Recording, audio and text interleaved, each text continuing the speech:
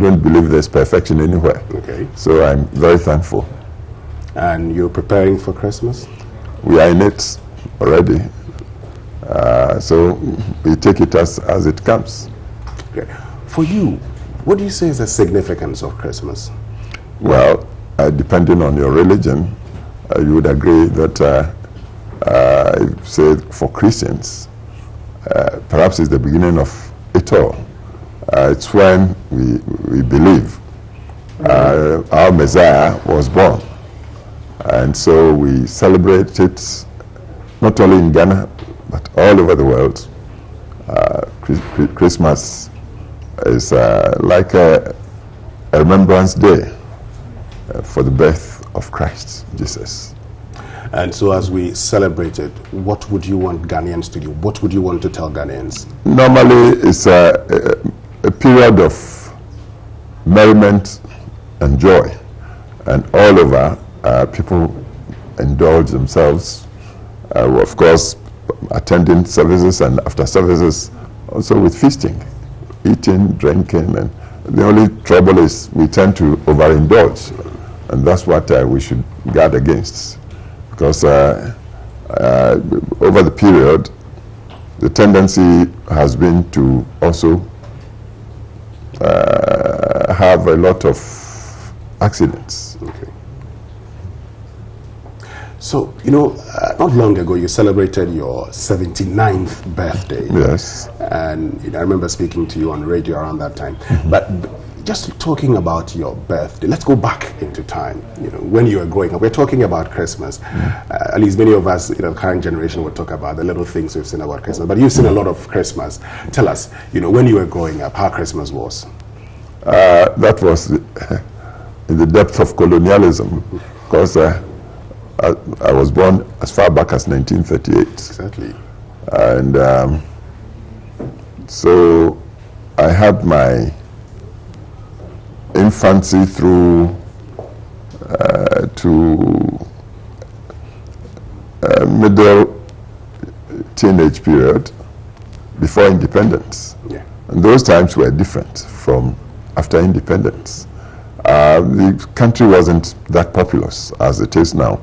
The population, even at independence, was just around 6 million people.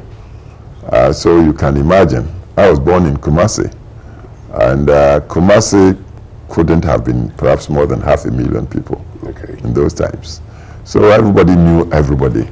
And around Christmas, after church services, people would visit families and friends. And everywhere one went, one was treated to something, biscuits, soft drinks for children. And of course there was a lot of music all over. Picnics, fancy dress, all over the place, and children were just too happy. It was also during the occasion when even children were treated to chicken. Chicken was such a delicacy. Really? Yes, yes, yes. It wasn't as common as it is today. And rice. Kumasi, as you know, didn't have rice as a staple. Around the Kumasi forested area, the staples were plantain, cocoyam, and yams. But around Christmas, we were treated to rice meals, and children looked forward to that. And I believe personally you enjoyed those rice meals when you were growing up. Like all the children of those types, yes. But in time, we came to see that rice was perhaps the most staple around the world. Exactly. So now it's not a... Talking about music around that time, of course, for many of us, the young ones, we know the music would like to sing around, you know, this period. But for you, at that time, what kind of music was it around Christmas? Those times, the music of the time wasn't the loud music we hear these days. I think then we sort of music we had were the music of the church generally, and also traditional, say around Kumasi, for instance, where I was born to, are very in the center of tradition. For happy occasions, might hear some traditional music, say in the chief's house and things like that, nyumkoro and things like that. And then in the mornings you'd hear, and into the afternoons, fancy dress music, a lot of children wearing masks and making quite a healthy and innocent but heavy drumming and some brass music. Okay. But those times we didn't have the sort of music we have today. But President Kuffour, did you ever take part in, the fancy dressing and all? No, I didn't. But I enjoyed just seeing them parade around, and we all looked forward to seeing them, and occasionally, sort of jigging around a bit to their music. But I never was a fancy dress. Any special reason why you never did that? It just didn't happen in my home. Oh, okay, I see. But growing up, which of the Christmas would you say you enjoyed most? What memory that you'd say you'd never forget about Christmas when you were, from your early years to your teenage years? It was always a happy thing. I was born one of 10, and was the 7th of the 10 children. At time I became aware about 4 or 5 of my siblings, senior ones, were in schools along the coast. Some 2 or 3 in Achimota, and others cousins in Adisada. So they would all come back, and naturally the younger ones were just so happy to have them come back.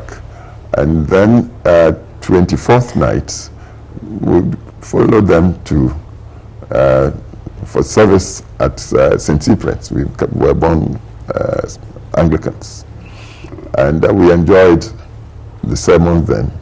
And then after we'd walk back home.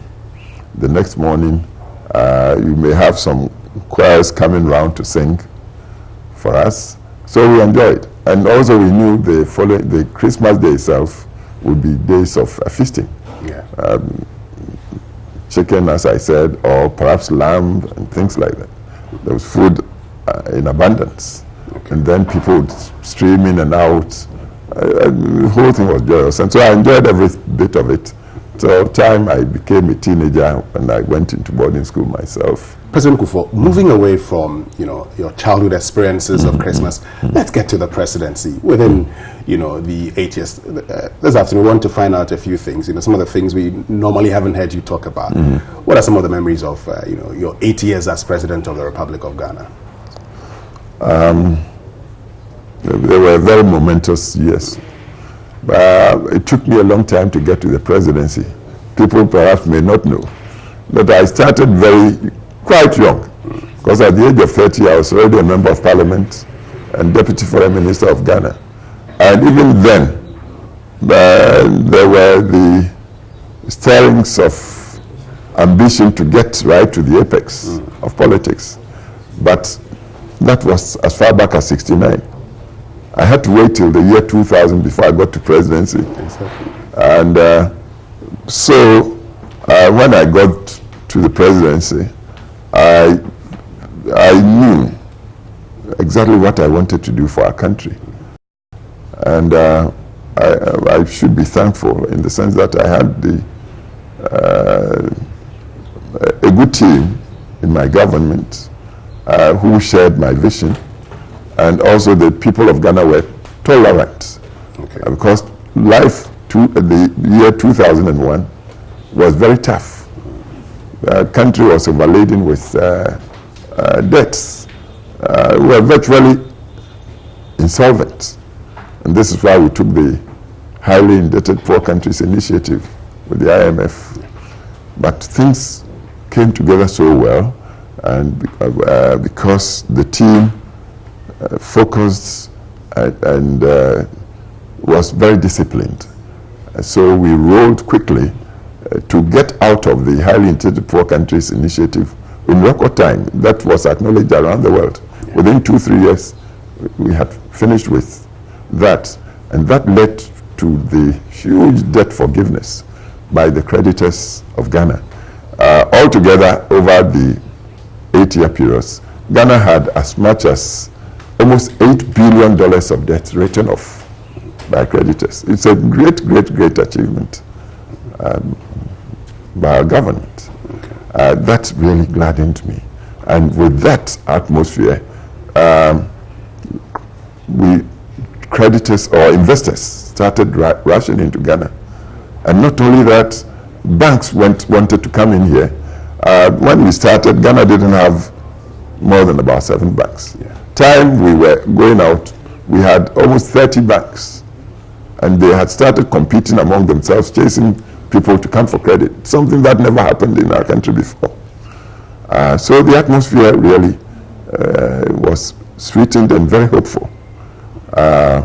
Cocoa, that had been the lifeblood of our country. When we came in, farmers had started cutting off their trees to go and plant things like citrus, oranges, because while government had been cheating the farmers for as long as anybody could remember, the farmer was given not bigger than 30 to 40% of the international market price. So when we came in, we decided within the first year to turn the tables around, give the bigger portion of the price to the farmer. After all, it wasn't the government that acquired the land for the farmers for them. It wasn't the government that looked after the farms for the farmers. Government was not giving credit to the farmers, and yet government was taking the lion's share of the international price to develop our country for the benefit of all of us. But to sustain cocoa farming, my government decided to give the bigger portion so as to get the farmers to continue to tend their farms and to even increase production. Okay. With that policy where we gave the farmer something like 60%, with the state retaining a smaller portion, within 3 years, production of cocoa jumped. The produce jumped from something like 350,000 tons 2001 to over 730,000 tons by 2005. Again, all-time record in the almost 100 years of cocoa production in this country. That had a knock-on effect on agriculture generally, and so the country didn't suffer anything like food shortages and farming. Okay. And the wealth spread all over the economy, and the message went abroad. Ghanaians outside wanted to come back home. The remittances from Ghanaians outside kept on increasing. At a point, I think they nearly touched something like 4 billion, yeah. And that was even bigger than even the produce, the earnings from cocoa. So everything came together so nicely, and I was enjoying myself because, as I said, it took me a long time to get there. And when I got there, and I had promised during the campaign 2000 to usher in the golden age of business for Ghana, and the framework, economic framework we put in place really attracted investors to come. Bankers came in, explorers for cocoa, for gold, oil. Even for gold. Yeah. They brought Newmont to Ghana. Newmont then was the biggest gold producer in the United States of America. Newmont is a reality, a fact of life here today. The other gold mining companies, Gold Fields, Boise, we worked with all of them, yeah. And they contributed. Then when we look at oil, for instance, Ghana had been searching for oil since 1896 without success.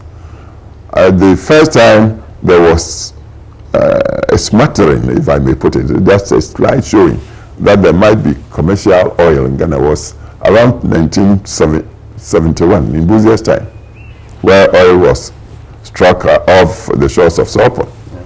Unfortunately, it proved to be a 9-day wonder.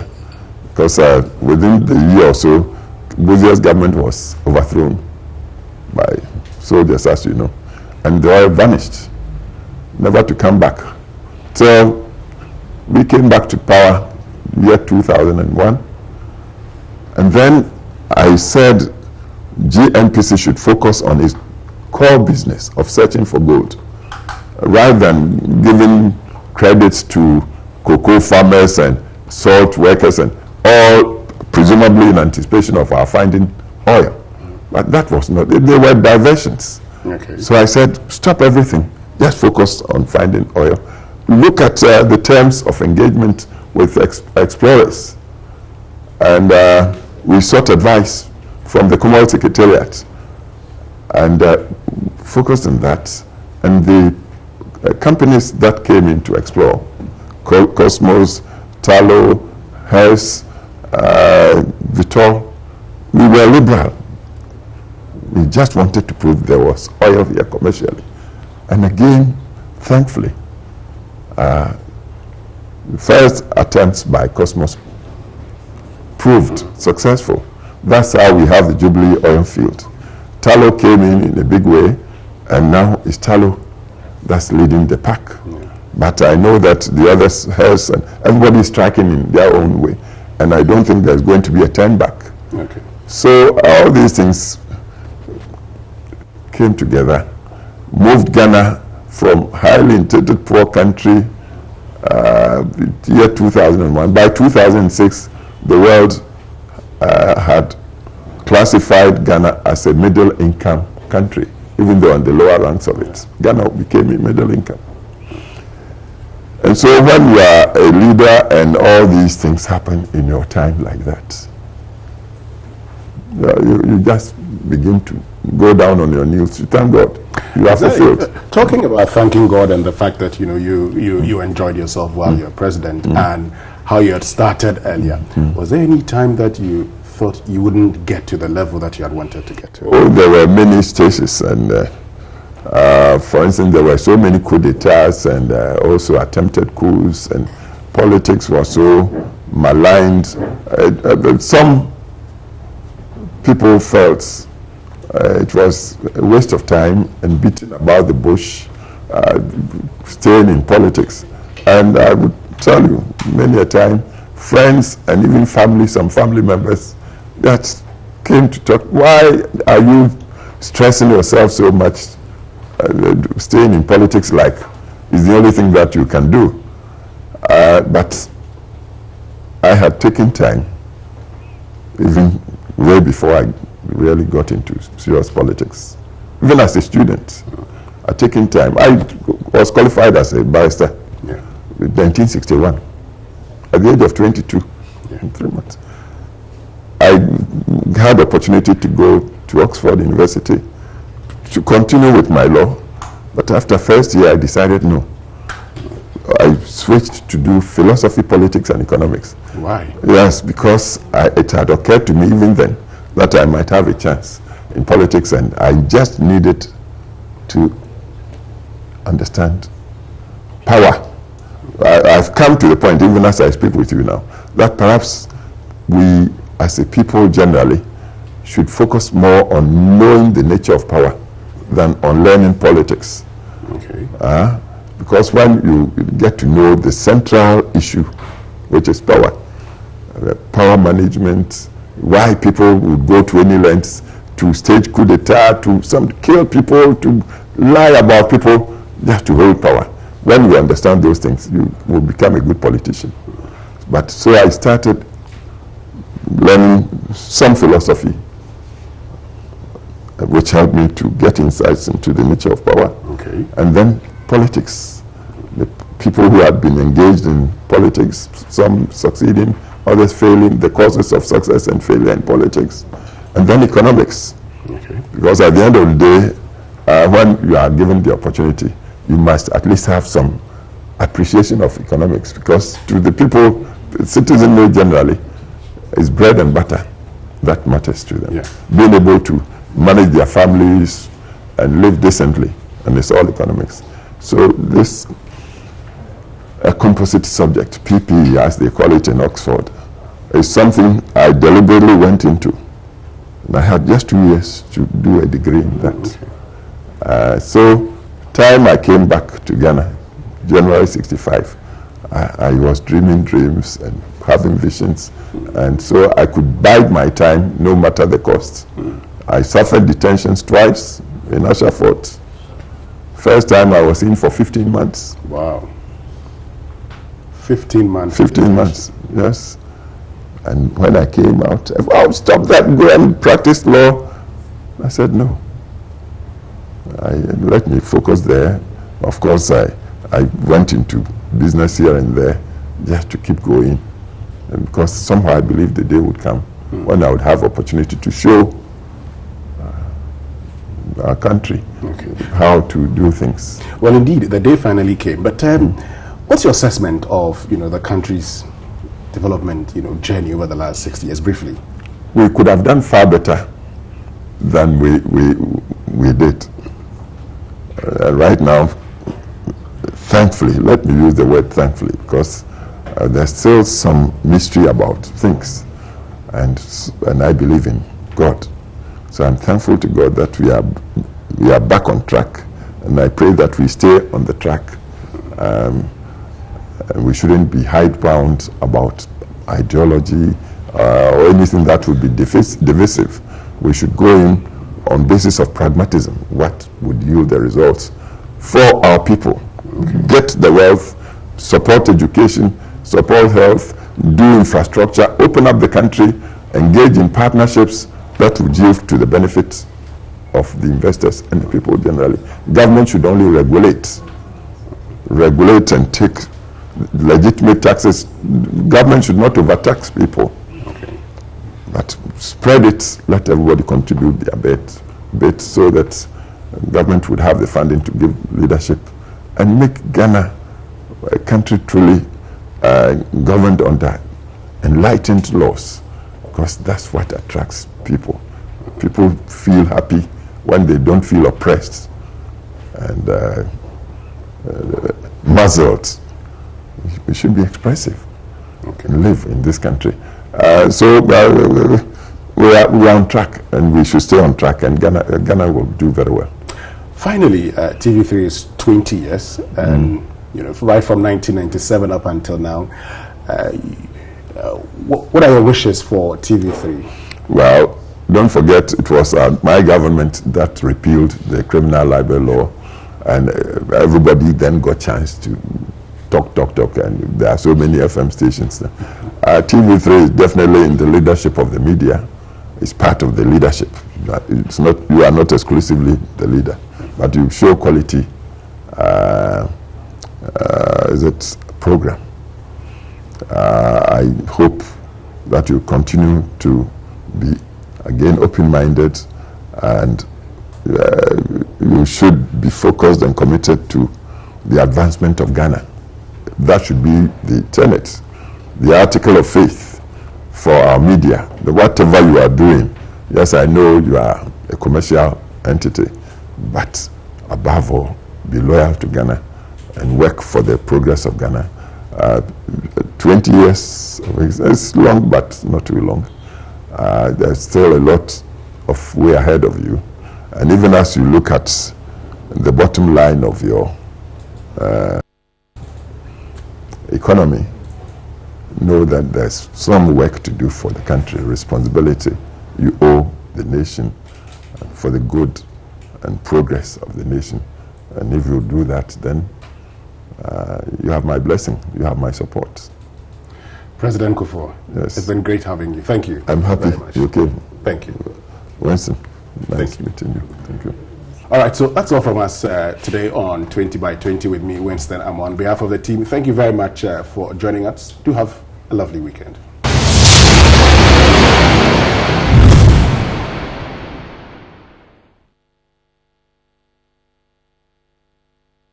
Audio Jungle.